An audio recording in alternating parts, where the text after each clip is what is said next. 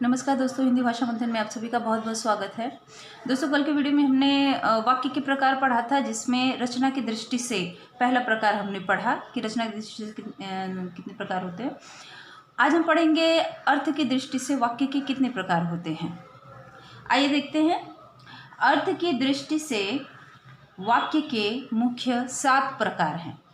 मुख्य 7 प्रकार हैं। इसके अलावा भी 1-2 प्रकार लोगों ने जोड़ दिए हैं, लेकिन अर्थ की दृष्टि से वाक्य के मुख्य रूप से 7 प्रकार होते हैं। 7। पहला है विधिवाचक, दूसरा निषेधवाचक, तीसरा आज्ञावाचक, चौथा प्रश्नवाचक, पांचवा विस्मयवाचक, छठा इच्छावाचक और 7वां संदेहवाचक। आइए देखते हैं इसके उदाहरण। विधिवाचक। विधिवाचक का उदाहरण है सुधाकर पुस्तक पढ़ता है।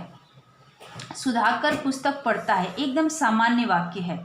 विधिवाचक वाक्य वह वाक्य होता है जिसमें ना कोई नकारात्मक शब्द होते हैं, नहीं, मत, ना, इस तरह के, ना ही कोई प्रश्नवाचक शब्द होते हैं, ना ही कोई विस्मय सूचक शब्द होते हैं।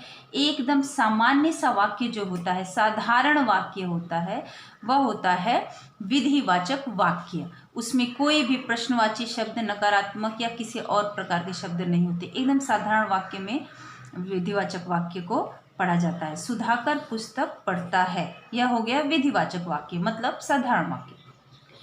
दूसरा है निषेधवाचक। निषेध का मतलब होता है नहीं।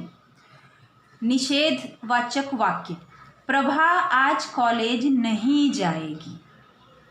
अगर इसके अलावा वाक्य होता तुम खाना मत खाओ, तो मत शब्द आ गया, मतलब नहीं, ना, मत। जहाँ पर किसी भी प्रकार की मनाही हो या नकारात्मक भाव आता हो, वहाँ पर होता है निषेधवाचक वाक्य, उसे कहते हैं निषेधवाचक। प्रभा आज कॉलेज नहीं जाएगी, यह हो गया आपका निषेधवाचक वाक्य। तीसरा है आज्ञावाचक वाक्य। आज्ञा का अर्थ आप समझते हैं, किसी से आज्ञा लेना या देना। यहाँ पर आज्ञावाचक वाक्य में आज्ञा दी जाती है। जहाँ पर आज्ञा दी जा रही हो वहाँ पर आज्ञावाचक वाक्य होता है। जैसे तुम सदा सत्य बोलो, यहाँ पर आज्ञा दी जा रही है कि आपको सदा सत्य बोलना है। सद्धर्म का आचरण करो।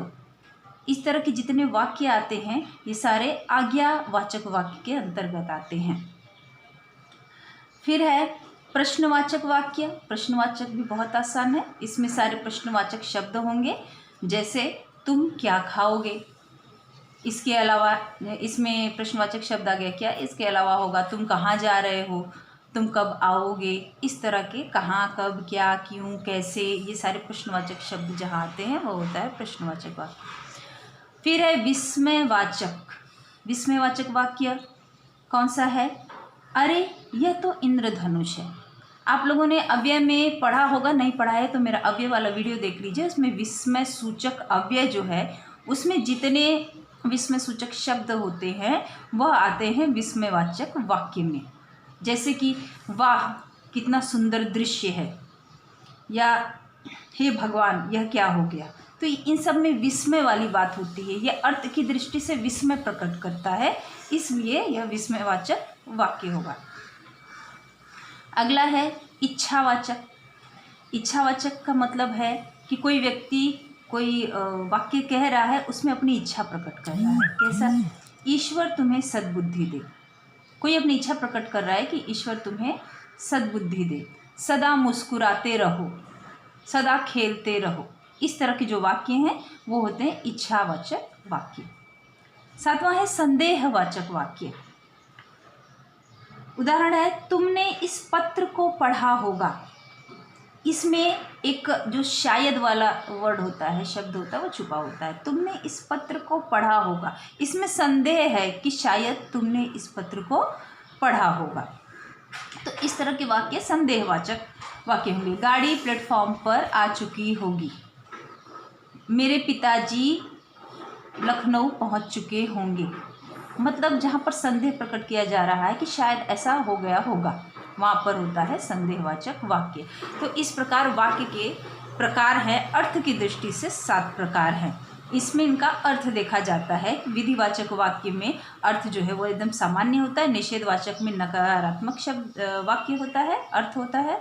आज्ञावाचक में आज्ञासूचक अर्थ होता है, प्रश्नवाचक में प्रश्नवाची अर्थ होता है, विस्मयवाचक में विस्मयार्थक अर्थ होता है, इच्छावाचक में इच्छा से रिलेटेड अर्थ होता है और संदेहवाचक में संदेह का अर्थ होता है। तो इस प्रकार वाक्य के अर्थ की दृष्टि से 7 प्रकार होते हैं। आज के लिए इतना ही, मिलेंगे अगले वीडियो में। तब तक के लिए खुश रहिए, मुस्कुराते रहिए। Bye bye.